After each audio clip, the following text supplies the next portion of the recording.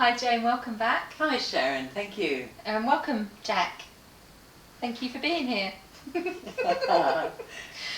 Jane, we're going to be talking about emotions today, and I think it's something that people might think is a strange subject, but it's like, how do you feel your emotions? Yes. I know, sorry. I know that when I first met you, you couldn't, you held them in so tightly. We've known each other, what, 10 years? Yes. And I see the work that you've done on yourself, where you are doing some amazing work in the world, but you're in touch with yourself now, and I know that you were just so closed off, and you used to wear all black and there was no eye contact. It's just amazing to see the transformation in you.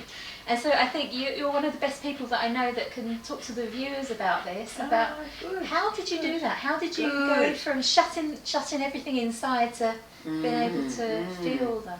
Well, I want to start with a story actually, and it's the story that I put into the article that I've given you for the magazine that's coming up on emotions.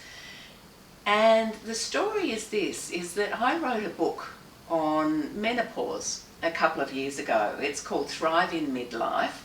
And I was looking at all of the ways that I could help myself to feel better. You know, I'd hit a wall, I was exhausted, I wasn't sleeping well. I hadn't been treating myself well in terms of food and exercise and stress management. So the idea was that I'd put myself through a basic wellness program that I would have recommended for any of my clients if they turned up in the state that I was in. And I, one thing is that I started feeling much better, as we know we will. But the other thing is, when I was writing the part of my book about hormone replacement therapy, and that's a fairly contentious topic. There are a lot of different views on whether to, just suffer through it or whether to look at lifestyle changes, and that was my first port of call, to do the lifestyle change. But I was writing a part in the book that I was comparing the difference in terms of my options now in, where was I, 2014 at the time, versus my mother's options 40 years earlier. And, the synthetic hormone of the day is certainly suspected of resulting in a lot of breast cancer. And I won't say that the cause and effect is absolutely, incontrovertible. But I will say, though, that my mother died of breast cancer. And she was on a drug called tamoxifen, which is still the drug of the day now. And that drug bought her 5 years of life. And what I was writing in the book was that I was grateful to tamoxifen for those 5 years because it gave my daughter the experience of having a grandmother, and it gave my mother the experience of spending some time with my daughter. And when I wrote, that part of the book, I just went, oh my God, what was that? What was that? And I can feel it again now. And it was my heart really kind of opening in almost a scary way. If I wasn't present at the time, I might have thought I was having a heart attack. Isn't that crazy? That's how strong the feeling was. And it was just a big wellspring of love. And it was a connection with my mother that I'd never properly made when she was alive. So look at how amazing really we are as spiritual beings. And really on the flip side of that though, look at how contained and unavailable to me that wellspring of love had been. And that was, you say 10 years ago, when I was wound up, I was tight, I was wound up like a spring, because I'd spent over 40 years stuffing my emotion down. And I'd done, as you say, an awful lot of work on myself, a lot of, and to call it what it is, a lot of rebirthing. I'd had NLP treatments, I'd gone on silent retreats, the how of it. Not everybody's how is going to be the same, but that was my how, and at times I would really just immerse myself in an environment that was totally caring and supportive, and that's what a lot of the wellness retreats will do. And they give you a really soft place to fall, because sometimes you just need to fall. Yeah. You almost crouch down into fetal position and... I've been there many times. And that's the thing, when you do it at a retreat or you do on a course and you've got those nurturing people, it's completely safe because they know how to react. They know, you know that you're going to come out of it okay. Because if you just start feeling your emotions, you feel like you're going to die because you've never expressed them before. It's amazing how, well, now we're in touch, they come and go and it's fine. But I was very much like you, my younger childhood. I shut everything down. And it wasn't safe for me to feel, or, you know, so I was very contained as well. And again, I've done so many different types of therapy to get my body, you know, I've had to work on my mind, so the NLP and journey therapy, body as well, because you can free up what's going on in the mind, but it could be stuck at a cellular level in the body. So I think really good body work is fantastic too. And really, to say to anybody out there who realises that they're like we were, you know, 10 or whatever years ago, to know that there's nothing wrong with you, that in fact not feeling can be incredibly resourceful in the moment. Well, it's kept you safe, isn't it? It's absolutely. there. Your subconscious mind has done it to keep you safe, and it has kept you safe until now.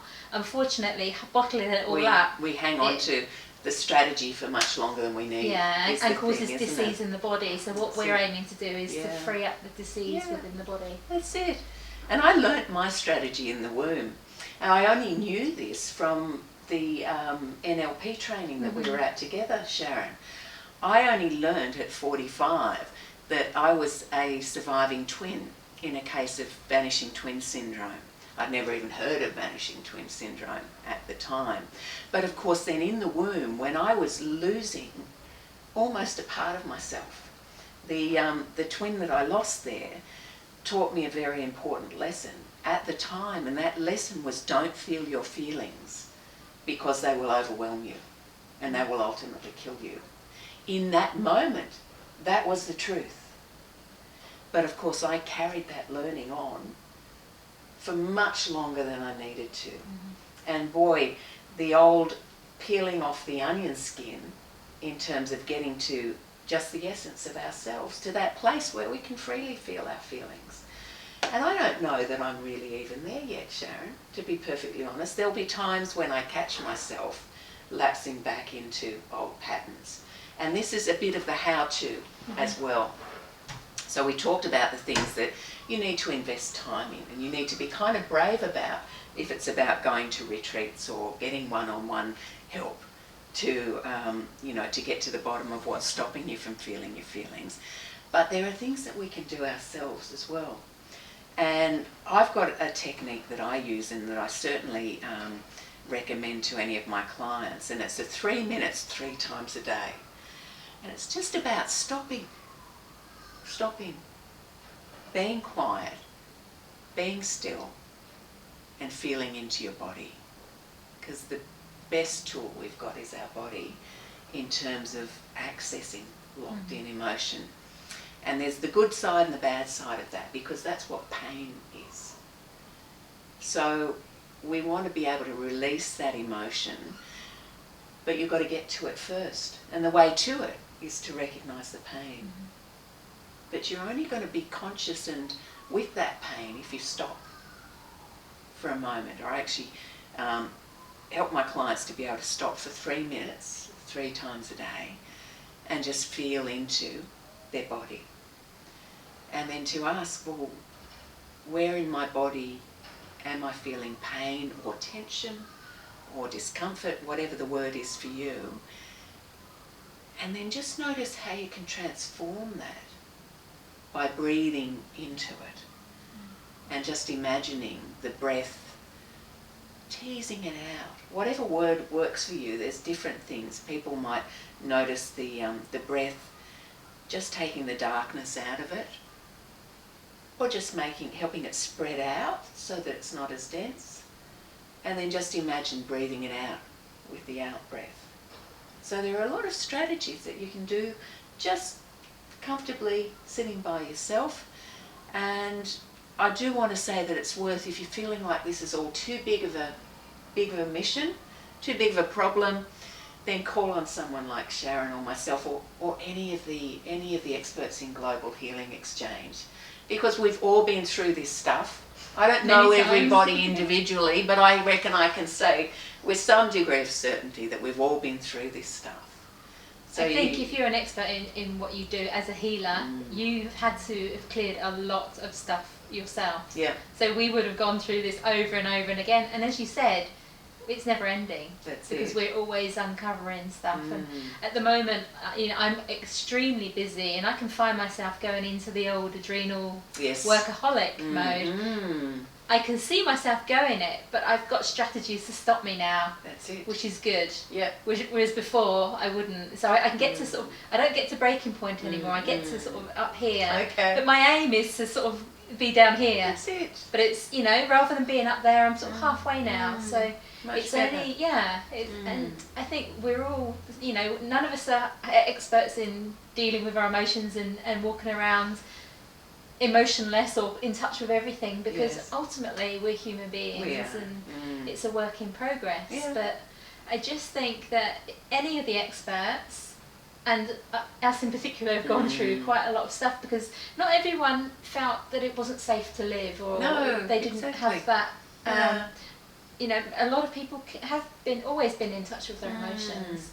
So I think, to try and find people who resonate with you, or the modality that resonates with you, because that's going to be the therapist for you in that moment. Yes, and that's right. Different Absolutely. therapists therapists will resonate with you 1 year, and then the next year you're going to be wanting to do something else as well.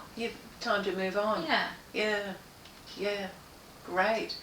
So I guess my parting message is the richness, the aliveness of actually feeling our emotion is worth whatever it is that you need to do to clear the way for yourself to be able to do that. That's what I'd like to leave people with. And I'd like to leave with, emotions are like looking at a musical scale.